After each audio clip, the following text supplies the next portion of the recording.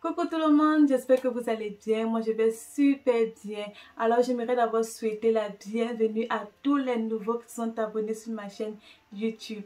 Je suis très heureuse de vous retrouver ici et j'espère qu'on fera un long chemin ensemble. Alors pour tous ceux qui ne me connaissent pas, moi c'est Michelle et sur cette chaîne on parle de cheveux. Je partage avec vous des astuces, des recettes que j'utilise sur mes propres cheveux pour vous montrer l'évolution sur moi-même pour que enfin ensemble nous puissions évoluer. Ensuite on parle aussi des gâteaux car je suis une grande passionnée de tout ce qui est pâtisserie. Et enfin nous avons des sujets plus ou moins d'actualité un peu comme celle d'aujourd'hui. Alors si l'un des thèmes te parle, je t'invite à t'abonner et d'activer la cloche de notification pour ne rien manquer de ce qui concerne mes vidéos.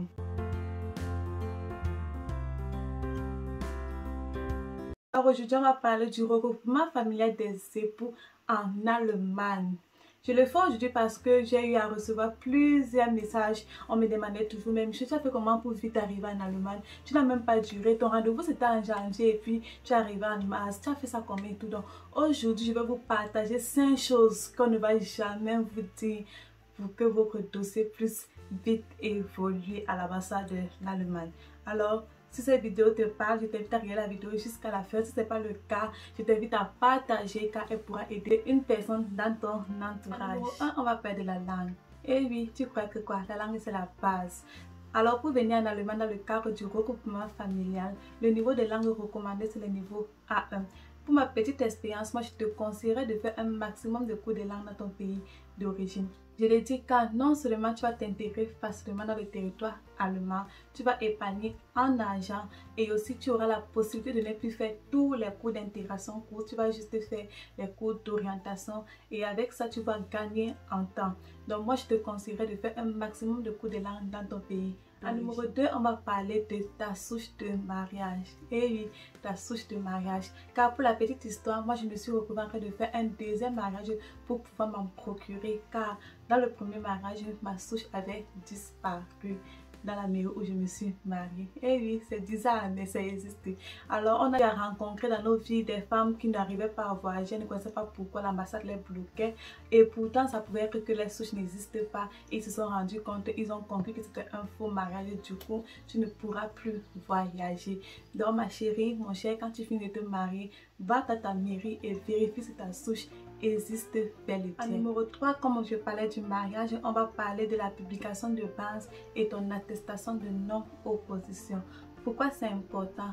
Lors du dépôt de tes dossiers à l'ambassade, quand tu déposes la publication de base et l'attestation de non-opposition, tu facilites les chercheurs à savoir où retrouver tes dossiers et aussi avec l'attestation de non-opposition, on comprend que ton dossier il est propre, ton mariage est propre, ça n'a pas subi les non je suis pas d'accord, oui je suis d'accord et tout. Donc c'est facile pour eux de comprendre que oui ça c'est un dossier propre et avec cela tu vas gagner en temps et ton dossier va facilement vite évoluer. En numéro 4, on va parler de tes diplômes. Il faut savoir que si tu as fréquenté, l'Allemagne s'occupe à vérifier du CEP jusqu'au bac. On ne regarde pas les niveaux supérieurs. Donc, c'est à prendre au sérieux. Beaucoup de femmes ont eu ce problème à l'ambassade parce qu'elles n'avaient plus les CEP.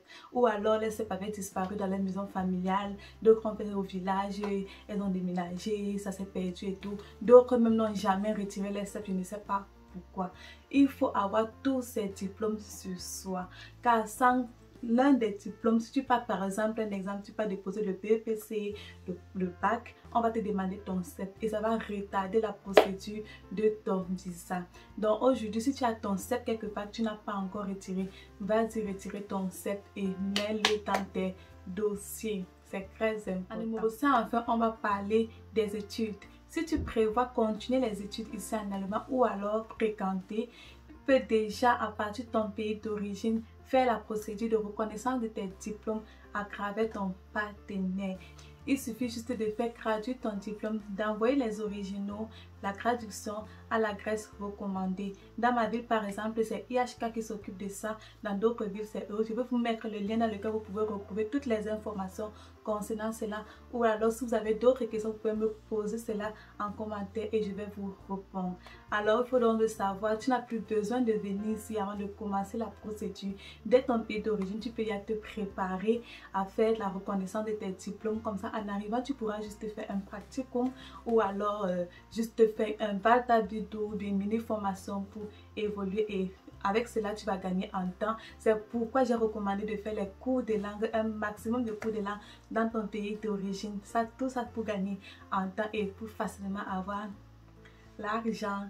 Alors si la vidéo t'a plu, lâche-moi un pouce bleu, partage, commente. Et si vous avez d'autres questions, si elles sont nombreuses, je vais faire une vidéo pour vous répondre généralement. Alors on va se dire à la prochaine pour une nouvelle vidéo. D'ici à là, portez-vous bien. Passez une belle soirée ou bien une bonne journée du moment où vous regardez cette vidéo. On va se dire à la prochaine.